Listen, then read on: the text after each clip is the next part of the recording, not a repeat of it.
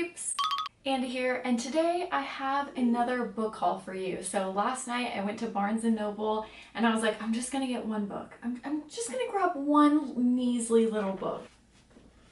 That did not happen. I ended up getting quite a few books. One I actually got from Amazon, but they're horror, thriller, mystery, kind of a mix of everything. And yeah, so let's get into it. I spent way too much money. So the first one that I got here is Cormac McCarthy's Blood Meridian. This one, you guys have just left comments on a few of my videos saying that it was a really disturbing book and that I should pick it up. So I did, and it was really weird. My husband, I was looking at books, I was like, hey, can you go see if they have this one? And so he just went to the counter and he's like, hey, do you guys carry this book?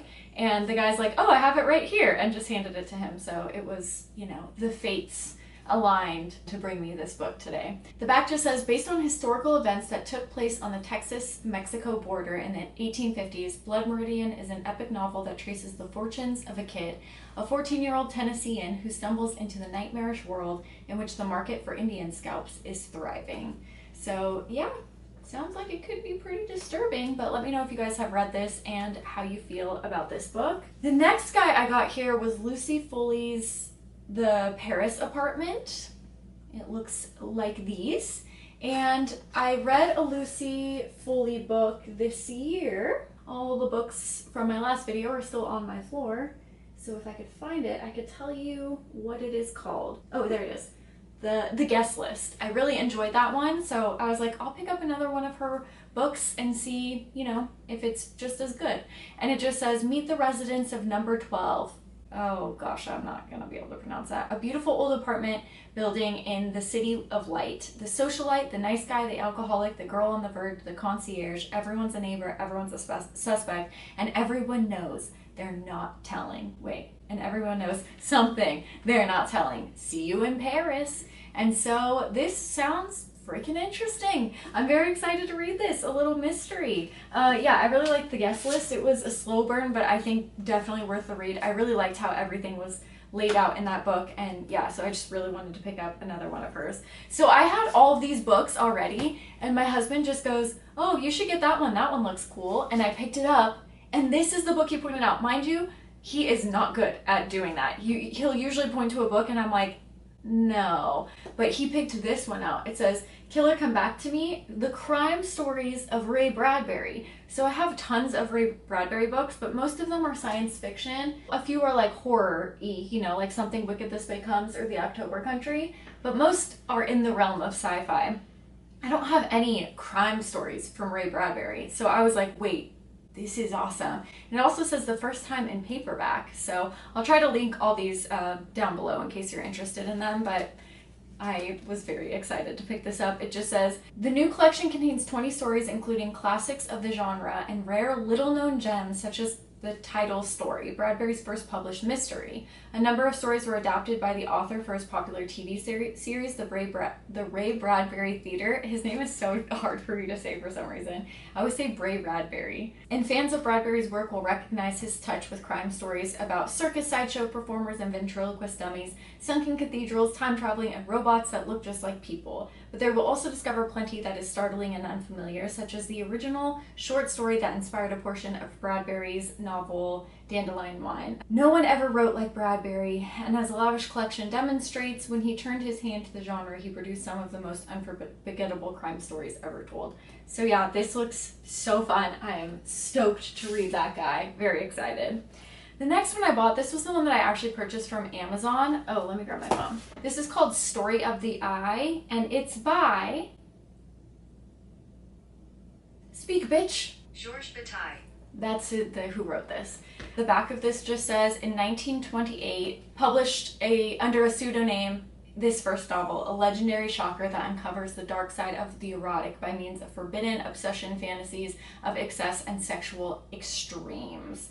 And then it just says that it also forecasts his own theories of ecstasy, death, and transgression, which he developed in later work. So excited to read this. The next one that I got was Agatha Christie's A Haunting in Venice.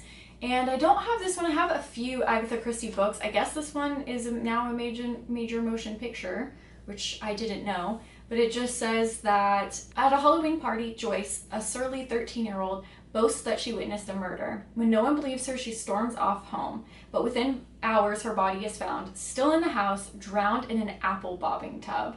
Famed detective is called to the investigation, set against a night of trickery and the occult. It's up to him to uncover the real evil presence responsible for the ghastly deeds. So this just sounded super fun. I thought this would be a good read to kind of get me in the mood for fall. So that's right around the corner, right? Well, when is the first day of fall? September 23rd. So we have like a month left of summer. Oh, thank goodness. And yeah, then it's fall time. Not that that matters much in LA because it's still going to be 100 degrees, but that's okay. The next one that I got was Riley Sager's The Last Time I Lied. And I just picked up my first Riley Sager novel. I think I read it last month. And you guys had said that you really enjoyed some of his works as well. So I thought I'd pick up another one. I honestly only picked this one because it had just the highest ratings out of all of them, which I know doesn't really mean anything, but when there's too many choices, I just didn't know how to pick. So that's how I picked. I just looked on Goodreads. But this one says Two Truths and a Lie. Vivian, Natalie, Allison, and Emma played it at the... Okay, wow. Hold on, let me try that again. Two Truths and a Lie. Vivian, Natalie, Allison, and Emma played it all the time at Camp Nightingale, but the game ended the night Emma sleepily watched the others sneak out of the cabin into the darkness. The last she or anyone saw of them was Vivian closing the cabin door, hushing Emma with a finger pressed to her lips.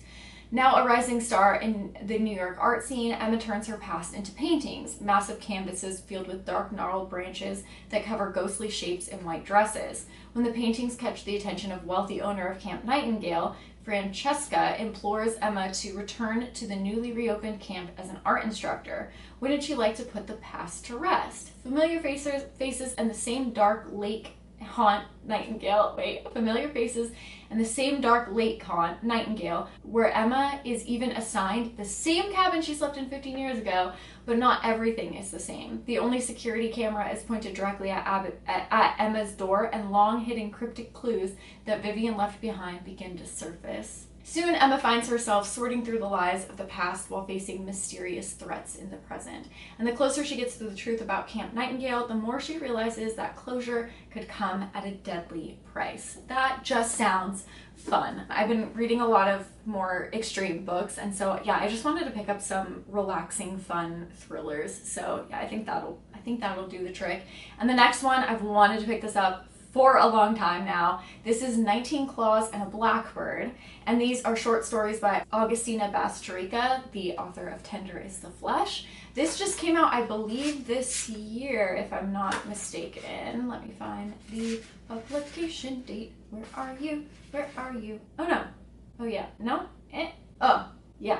Okay, so it came out in 2020, but the English language translation came out this year. So yeah, this is a new book for us. Look at this beautiful cover. It just looks very intriguing. You guys know I really enjoyed Tender is the Flesh, so I'm really excited to see what her short stories look like. It just says, from Augustina Bastrica, celebrated author of the award-winning TikTok sensation Tender is the Flesh, this collection of 20 brutal, darkly funny short stories takes reader into the deepest fears and most disturbing fantasies. Through stories about violence and alienation, Bastrica's version of the human experience emerges in complex, unexpected ways, often unsettling, sometimes thrilling, and always profound. In Roberto, a girl claims to have a rabbit between her legs. A woman's neighbor jumps to her death in a light, swift, and monstrous sound. And in Candy Pink, a woman fails to contend with a difficult breakup in 5 easy steps. Written in Bastrica's signature, clever, vivid style, these stories question love, friendship, family relationships, and unspeakable desires. I am so excited to read this bad boy. I really got to get back into my own writing. It's been a long time. But anyways, yeah, so those are the recent books. I actually got a few others too, but those are for a separate video, so I think I'll just show you those when that video comes around.